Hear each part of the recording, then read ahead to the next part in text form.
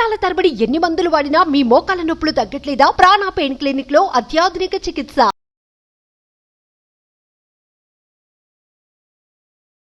నమస్కారం అండి, డాక్టర్ శ్రీ ఆచార్య అనంతకృష్ణ స్వామి గారు. నమస్కారం. 664వ ఎపిసోడ్. సో దానికన్నా ముందు చాలామంది అడిగేది ఏంటంటే క్లాసెస్ ఎక్కడ స్టార్ట్ అవబోతున్నాయి, డేట్స్ ఏంటి అని అడిగే వాళ్ళు చాలామంది ఉన్నారు. ఫస్ట్ క్లాస్ వివరాలు చెప్పండి సార్. ఓకేమ్మా, ఇప్పుడు మనకి 2024లో మనకి 29 సెప్టెంబర్ వచ్చి అనంతపురంలో ఉందమ్మా. అలాగే 6 అక్టోబర్ వచ్చి విజయవాడలో ఉంటుంది, 20 అక్టోబర్ వచ్చి హైదరాబాద్లో ఉంటుంది, 27 అక్టోబర్ వచ్చి మనకి బెంగళూరులో ఉంటుంది. ఓకే. అలాగే 3 నవంబర్ వచ్చేసి మనకు వైజాగ్లో ఉంటుంది, 10 నవంబర్ వచ్చి తిరుపతిలో ఉంటుంది, 1 డిసెంబర్ వచ్చి మనకి రాజమండ్రిలో ఉంటుంది. ఈ విధంగా వీలైనంత తొందరగా ఎన్రోల్ చేసుకోండి. క్లాసులు చాలా రష్గా ఉన్నాయి. ఓకే, డెఫినెట్గా సార్. 664వ ఎపిసోడ్లో మీరు ఏదైతే చెప్పారో డబ్బులు ఎప్పుడైతే మనం కావాలి అనుకుంటూ ఉంటామో కోరికని తీవ్రతరం చేయండి, యూనివర్స్కి కనెక్ట్ చేయండి అన్న మాట అందులో చాలా అర్థం ఉంది సార్. బట్ చాలామంది అడిగేది ఏంటంటే ఈ నెగిటివ్ థాట్స్, నెగిటివ్ ఆరా అని మాట్లాడుతూ ఉంటుంటారు. అండ్ మాకు సాధ్యం కాదని ఆగిపోతూ ఉంటుంటాం. పనులు, బిజినెస్లో కూడా ఇన్వెస్ట్మెంట్ పెట్టి లాస్ అయ్యే వాళ్ళు కూడా మనం చూస్తూ ఉంటుంటాం. వాళ్ళకి సంబంధించి మనీ మంత్ర ఏం చెప్తుంది, ఏ విధంగా చూడాల్సిన అవసరం ఉంది అంటారు? ఈ 665 ఎపిసోడ్లో ఏం చెప్పబోతున్నారు? ఇప్పుడు మీరు ఇందాక అన్నారు నెగిటివ్ ఆరా అని, నెగిటివ్ ఆలోచన అని. అదంతా ఎలా తయారవుతుందంటే మనకి కర్మ సిద్ధాంతం ప్రకారం ఈ కర్మలు ఎక్కడ ఉంటాయి అని అడిగినప్పుడు చాలామంది చెప్పలేరు. కర్మ సిద్ధాంతం ప్రకారం కర్మలు ఎక్కడ ఉంటాయి అంటే గత జన్మలో ఏదో కర్మలు చేసినావు కదా నువ్వు, ఆ కర్మలన్నీ కూడా ఈ బాడీకి వర్తిస్తాయి కదా. ఎందుకంటే ఆత్మ అనేది నశించదు. భగవద్గీతలో చెప్పాడు, ఆత్మ అనేది నశించదు, శరీరం అదే మాత్రం మారుతూ ఉంటుంది. అవునా కదా? ఇప్పుడు గత జన్మ కర్మలన్నీ ఆత్మరూపంలో వచ్చి శరీరంలో చేరినప్పుడు ఆ కర్మలు ఈ శరీరంలో ఎక్కడ ఉంటాయి? మనతోనే ఉంటాయి. మీతో ఎక్కడ ఉంటాయి? ఏ పార్ట్లో ఉంటాయి? ఆలోచనలలో ఉంటాయి సార్. కాదు, ఇక్కడ ఏం చెప్తారంటే బాగా తెలిసిన వాళ్ళు మీ యొక్క కర్మలు ఏవైతే ఉంటాయో మీ భ్రూమధ్యంలో ఉంటాయి అని అన్నారు. మీరు ఇప్పుడు నెగిటివ్ ఆరావని అన్నారు కాబట్టి నేను మాట్లాడుతున్నాను. అవును, ఎక్కడ ఉంటాయంటే మన భ్రూమధ్యంలో ఉంటాయి. భ్రూమధ్యంలో ఉంటాయి కాబట్టి మనం ఏం చేయాలంటే యోగులు, మునులు, ఋషులు ఎవరైనా సరే తపస్సు చేసినా సరే, ఒక ధ్యానం చేసినా సరే ఇలా కళ్ళు మూసుకొని ఇక్కడ దృష్టి పెట్టి చేస్తారు. ఓకేనా? అప్పుడు ఏమవుతాయంటే ఎవడైతే నిజంగా ధ్యానం చేస్తున్నాడో వాడు కళ్ళు మూసుకోవడం సంగతి ఎవరికి తెలియదు. కళ్ళు మూసుకున్నా సరే సరైన ధ్యానంలోకి వెళ్ళిపోయిన తర్వాత కళ్ళు మెల్లిగా తెరుచుకొని అర్ధనిమీలిత నేత్రాలుగా ఉంటాయి. అందుకే శివుడి ఫోటోలో ధ్యానం చేస్తున్నప్పుడు చూస్తే శివుడి కళ్ళు అర్ధనిమీలిత నేత్రాలుగా ఉంటాయి అన్నమాట. అర్థమైందా? ఎందుకంటే నువ్వు ఇక్కడ ఊర్ధ్వముఖంలో ఈ భూమధ్యంలో దృష్టి పెడతావు కాబట్టి మీకు తెలియకుండానే ఆ కళ్ళు తెరుచుకుంటాయి కొంచెం. వాడు సరైన ధ్యానం చేస్తున్నట్టు లెక్క. అర్థమైందా? ఏం ధ్యానం చేస్తున్నాడు అక్కడ? ఇప్పుడు ఒక దేవతకు సంబంధించిన ధ్యానం చేస్తున్నాడు, లేదంటే ఒక పూజకు సంబంధించిన ధ్యానం చేస్తున్నాడు, లేదంటే ఎవరో గురుగారు ఏదో చెప్పాడు దానికోసం ధ్యానం చేస్తున్నాడు. వాటినే పొందుతాడు. ఎందుకు పొందుతాడు? ఏం లేదు, సింపుల్గా మీరు ఏదైతే పదే పదే ఇక్కడ దృష్టి పెట్టి పదే పదే ఊహిస్తున్నారో ఆ రూపాన్ని విశ్వం తయారు చేసి మీ ముందు ఉంచుతుంది. అంతకంటే ఏం లేదు. ఒక అమ్మవారు అనుకోండి, ఒక అయ్యవారు అనుకోండి, లేకపోతే ఇంకేదైనా దేవుడు అనుకోండి, లేదంటే ఒక వ్యక్తి అనుకోండి, ఏదైనా కావచ్చు. ఇక్కడ మీ భూమధ్యంలో దృష్టి పెట్టి మీరు ఎప్పుడైతే పదే పదే పదే ఊహిస్తారో దానికి సంబంధించినటువంటి బీజాక్షరాలు తీసుకొని మంత్రాలు చెప్తారో అప్పుడు ఏమవుతుందంటే దానికి సంబంధించి ఆకారం అనేది తయారవుతుంది. కళ్ళ ముందు కనిపిస్తూ ఉంటుంది. కళ్ళ ముందు కనిపించవచ్చు, లేదంటే మీ ముందర ప్రత్యక్షం కావచ్చు, లేదంటే స్వప్న దర్శనం ఇవ్వచ్చు. అర్థమైందా? ఇప్పుడు ఏమైంది? అక్కడ ఉన్న కర్మలు తొలగిపోయినాయా, అలాగే ఉన్నాయా? తొలగిపోయినట్టే సార్. తొలగిపోలేదు. అక్కడ నువ్వేం చేసుకున్నావు అంటే సింపుల్గా నీ యొక్క పైనల్ గ్లాండ్ అంటారు దాన్ని. ఈ భూమధ్యంలో ఉన్నది ఏదైతుందో అది మెదడుకి సెంటర్లో సూటిగా, భూమధ్యం సూటిగా దాన్ని పైనల్ గ్లాండ్ అంటారు. మన సబ్జెక్ట్ అంతా దాని మీద నడుస్తుంది.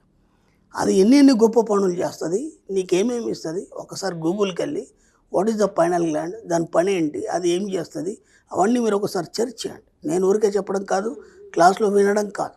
మీరు కూడా దాన్ని సెర్చ్ చేసినప్పుడు దాని యొక్క అద్భుతాలు మీకు అర్థమవుతాయి. ఆ అద్భుతాలను మీరు ఆస్వాదించడానికి ముందు సిద్ధంగా ఉండండి. మీ జీవితంలో కూడా అద్భుతాలు జరుగుతాయి.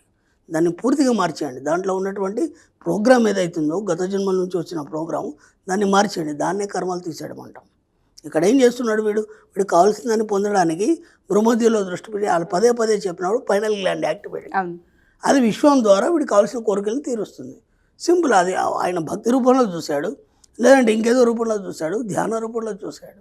మనం ఏం చేస్తామంటే సింపుల్గా అక్కడ గత జన్మలోంచి నువ్వు ఏనాడు కూడా డబ్బును కోరుకోలేదు. గత జన్మలో నువ్వు పేదవాడివి, లేదా నువ్వు అనుకున్నాయని ఏం అనుభవించాలో అవన్నీ అలా మిగిలిపోయినాయి. అవన్నీ ఈ జన్మకు వచ్చినాయి అన్నమాట. ఆత్మ కదా, దాన్నే ఆత్మ అంటాం మనం, దాన్నే పైనల్ గ్లాండ్ అంటాం, దాన్నే దివ్య దృష్టి అంటాం, దాన్నే మూడో కన్ను అంటాం. గత జన్మలో జ్ఞాపకాలన్నీ అది పట్టుకొని ఈ జన్మకు తీసుకొస్తుంది. ఈ జన్మకు తీసుకొచ్చి శరీరాన్ని ఇచ్చింది. కాబట్టి గత జన్మ జ్ఞాపకాలతో నువ్వు జీవించాలి. కాబట్టి ఇప్పటివరకు నీ దగ్గరికి డబ్బు రాలేదు. ఎందుకంటే గత జన్మలు ఎప్పుడు కోరుకోలేదు కదా నువ్వు డబ్బుని, పోనీ ఎవరికి దానం చేయలేదు కదా కనీసం. కాబట్టి నీ దగ్గర డబ్బు ఎట్లా వస్తుంది? మళ్ళీ కష్టపడుతూనే మొదలెట్టాలి. అందుకే మనం ఏం చేసామంటే మన సబ్జెక్ట్లో ఇతరులకు దానం ఇవ్వాలి, ఎంత వీలైతే అంత మనం హెల్ప్ చేయాలి. మనం సేవ రూపంలో చెప్పుకున్నాం 10% తీయాలి, సేవకి ఇవ్వాలి అని. నువ్వు ఇస్తే కదా గత జన్మలు నువ్వు ఏమన్నా జమ చేసుకుంటే ఈ జన్మలో నీకు వస్తుంది. గత జన్మలు ఎట్లాగ ఏం చేయలేదు కదా, అందుకని నువ్వు ఎవరికి ఇబ్బందులు పడతావు. కనీసం ఇప్పుడన్న సత్యం తెలిసింది కదా, ఇవ్వడం మొదలు పెట్టావు.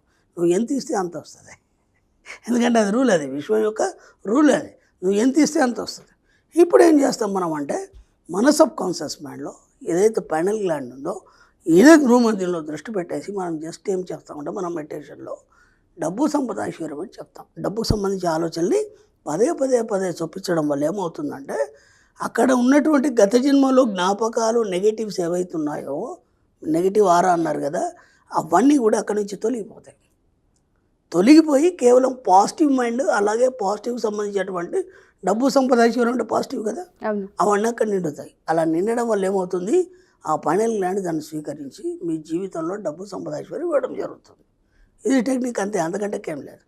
ఇచ్చిన తర్వాత ఏమవుతుంది, ఆ తర్వాత ఇది అలాగే ఉంటుంది. పైనల్ గ్లాండ్ వాటిని స్వీకరించి ఉంటుంది. ఇప్పుడు ఏమవుతుంది, మీ జీవితంలో కోరికలన్నీ తీర్చుకోవడం అనేది జరుగుతుంది మీకు తెలియకుండానే ఆటోమేటిక్గా. మీ జీవితంలో అన్ని కోరికలు తీరిపోయినాక ఇంకేముంటుంది మీకు, ఇంకా వేరే ఆలోచన ఉండదు కదా. ఇప్పుడు మీకు ఆకలేసింది, అన్నం కోసం అటు ఇటు పరిగెడతారు, అమ్మ ఆరా అన్నం పెట్టేస్తారు కడుపు నిండా, ఆ తర్వాత అన్నం గురించి ఆలోచిస్తారా? ఉంచారు.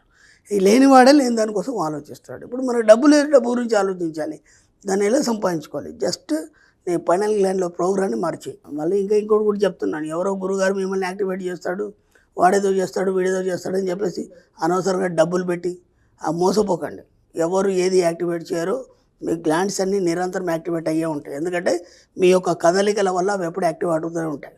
ఎలాంటి కదలికలు కూర్చుండి నువ్వు కేవలం ధ్యానం చేసినప్పుడు కూడా అది యాక్టివేట్ అవుతుంటుంది ఆటోమేటిక్గా. ప్రోగ్రామ్ని మార్చండి అని మీరు చెప్తూ ఉన్నారు కదా సార్. బట్ ఒక చిన్న క్వశ్చన్ చివరిసారిగా అడిగేది నేను ఏంటంటే, నెగిటివ్ ఆరా అని మనకి ఎప్పుడు తెలుసుకోవచ్చు అంటారంటే, పనులు జరగనప్పుడు, మనకు కావాల్సింది అవ్వనప్పుడు అదే నెగిటివ్ ఆరా అని. అంతే కదా. పనులు కావట్లేదు, అనుకున్న డబ్బు రావట్లేదు, ఎక్కడ పోయినా నీకు జాబ్ రావట్లేదు, దేంట్లో సక్సెస్ లేదు, అదంతా నెగిటివ్ ఆరా నువ్వు తయారు చేసుకున్నావు. అది నేను ఎక్కడ పోయినా నేను విజయాన్ని సాధిస్తాను. మన సబ్జెక్ట్లో ఏముంటుందంటే జయం అపజయం ఉండవు, రెండు ఉన్నాయనుకో. ఒకసారి ఫెయిల్యూర్ అవుతుంది, ఒకసారి సక్సెస్ వస్తుంది. కాబట్టి మనం ఏం చేసాం, సృష్టి అని పెట్టుకున్నాం. నేను సృష్టి చేస్తాను నిరంతరం, అంతే తప్ప నా జీవితంలో జయమోపజయం ఉండవు. సృష్టి అనేది ఒకసారి మొదలైందంటే కంటిన్యూ అవుతూనే ఉంటుంది. అది ఏనాడు కూడా ఆగదు. కాబట్టి ఇప్పుడు ఏమైంది, మనకి ఈ నెగిటివ్ ఆరా పోయింది, సృష్టికి వచ్చేసింది. సృష్టిలో నెగిటివ్ ఆరా లేదు, అర్థమైంది? సృష్టించడమే ఉంటుంది. కాబట్టి మనకు కావాల్సినవి మనం సృష్టించుకుంటాం అంతే. దాంట్లో ఇంకేముంది, నెగిటివ్ ఆరా నువ్వు తయారు చేసుకుంటున్నావు, దాన్ని ఎవడేం చేయలేడు. క్లాసెస్ ఎలా ఉంటాయో అర్థమవుతుంది, ఆ ఇన్డెప్త్ ఎలా ఉంటుందో తెలుస్తుంది. క్లాస్ కంప్లీట్ వేరమ్మా, కంప్లీట్. అసలు నిజంగా చెప్తున్నాను, క్లాస్ రావడం అనేది కూడా నీకు యోగం ఉండాలి అని చెప్పాను నేను ఎన్నోసార్లు. ఎందుకు అలా చెప్పాను, ఈయన ఇలా చెప్తాడని చెప్పేసి చాలామంది కూడా అనుకుంటారు, ఈయన ఇలా మాట్లాడతాడేంటి, ఇలా చెప్తాడేంటి. ఎందుకంటే ఈ సబ్జెక్ట్ అంతా కంప్లీట్ డిఫరెంట్. అవును, నేను మరీ చెప్తున్నాను, ఈ సబ్జెక్ట్ అంతా కంప్లీట్ డిఫరెంట్. మీరు ఇప్పటిదాకా ఎన్నో క్లాసులు విన్నారు, ఇలాంటి ఎన్నో ఇన్స్టిట్యూట్లో పోయారు, ఎందరో మంది గురువులను కలిశారు, వాళ్ళ యొక్క అనుభవాలు స్వీకరించారు. కానీ ఇక్కడ వచ్చేసరికి కంప్లీట్ డిఫరెంట్. మీరు ఇక్కడికి వచ్చిన తర్వాత అనుకుంటారు కదా ఈ ప్రపంచం వేరు, ఈ ప్రపంచం వేరు. కానీ ఇది సత్యమైన ప్రపంచం. ఎందుకంటే మిమ్మల్ని సత్యం వైపు అడుగులు వేస్తున్నాను, అర్థమైందా?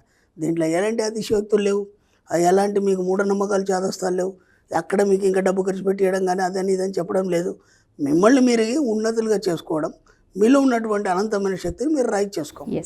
అది ఎలా చేసుకోవాలి మీకు తెలియదు కాబట్టి దానికి ఒక సబ్జెక్ట్ వైజ్ ఒక సైన్స్ ఏం చెప్తుంది, ఒక ఆధ్యాత్మికం ఏం చెప్తుంది, మన వాళ్ళు ఏం చెప్పారు, ఇవన్నిటి జోడించి క్రోడీకరించి మనం ఈ సబ్జెక్ట్ని ఇవ్వడం జరుగుతుంది. ఏమైతుంది క్లాస్కి వచ్చిన తర్వాత అంత కొత్తగా అనిపిస్తుంది, వింతగా అనిపిస్తుంది. వినేటప్పుడు కూడా ఇదేంట్రా ఆయన ఇలా చెప్తున్నా అనిపిస్తుంది. మధ్యాహ్నం వరకు ఒక క్లారిటీ రాదు. మధ్యాహ్నం తర్వాత అప్పుడు సబ్జెక్ట్లోకి వస్తారు. సబ్జెక్ట్లోకి వచ్చినాక అప్పుడు అర్థమవుతుంది, ఓ ఇది సబ్జెక్ట్ అంటే అని. ఆ తర్వాత మళ్ళీ దాన్ని పాటించడానికి ఒకేసారికి అర్థం కాదు, మళ్ళీ 2-3 క్లాసులకు రావాలి. అందుకే మనం ఎవ్రీ క్లాస్కి మనం ఫీజు పెట్టలేదు, ఫస్ట్ టైమే ఫీజు పెట్టాం, నెక్స్ట్ టైం వచ్చిన వాళ్ళు జస్ట్ మాకు అక్కడ ఉన్న బఫెట్కి కట్టుకుంటారు, వచ్చేస్తారు. ఎక్కడున్నా రావచ్చు క్లాస్. అప్పుడేమైతుంది 4-5 క్లాసులకు వస్తే కానీ ఈ సబ్జెక్ట్ అర్థమవుతుంది. ఎందుకంటే మనం ఇప్పుడే వింటున్నాం కొత్తగా. మళ్ళీ దీంట్లో దేవుళ్ళు లేరు, పూజలు లేవు. ఎందుకంటే అవి చెప్తే ఈజీగా అర్థమైపోతుంది. అవి ఎప్పటి నుంచో మన సబ్కాన్షియస్ మైండ్ పట్టి ఉన్నాయి కదా. దీంట్లో ఏమీ లేవు. అసలు నువ్వే దేవుడు అంటే ఎలా నమ్ముతారు? నమ్మలేడు కదా. అక్కడ ప్రూఫ్ చేస్తాం మనం. మన శాస్త్రాలు ఏం చెప్పినాయి, పురాణాలు ఏం చెప్పినాయి, మన వాళ్ళు ఏం చెప్పారు, దాన్ని బట్టి నువ్వు దేవుడు ఎలా అవుతావు. ఇవన్నీ వింతగా కొత్తగా అనిపిస్తాయి. కానీ ఇది ఆధ్యాత్మికం కాదు, ఇది ఆధ్యాత్మిక చైతన్యం. మనం చేస్తుంది ఆధ్యాత్మిక చైతన్యం. నిన్ను నువ్వు తెలుసుకో, హాయిగా జీవించు. No words. నిజంగానే మీ క్లాసెస్కి జాయిన్ అవ్వాలంటే ఆ యోగ్యం అనేది ఉండాలని. యోగం ఉన్నాడు వస్తాడు. ఎందుకంటే అన్నీ అయిపోయింది, ఇక చివరిగా నేను మారాలనుకున్నాడే వస్తాడు. సో ఎవరైతే మా ఈ ఎపిసోడ్ చూస్తూ ఉన్నారో అనంతకృష్ణ స్వామి గారు చెప్పిన ప్రతి మాట కూడా 1-2 సార్లు వినండి వెనక్కి వచ్చి. మరి ఎవరైతే పనులు అవ్వట్లేదో, ఆగిపోతున్నాయో అనుకున్న వాళ్ళందరికీ కూడా ఈ క్లాసెస్ చాలా పెద్ద ఇంపాక్ట్ని, అవేర్నెస్ని క్రియేట్ చేస్తూ ఉంటుంటాయి. సో దయచేసి డబుల్, ట్రిపుల్ రిపీట్ చేయండి. ఈ ఎపిసోడ్ మీనింగ్ ఏంటో మీకు అర్థమవుతూ ఉంటుంది. Thank you Guruji. Thank you so much. Thank you.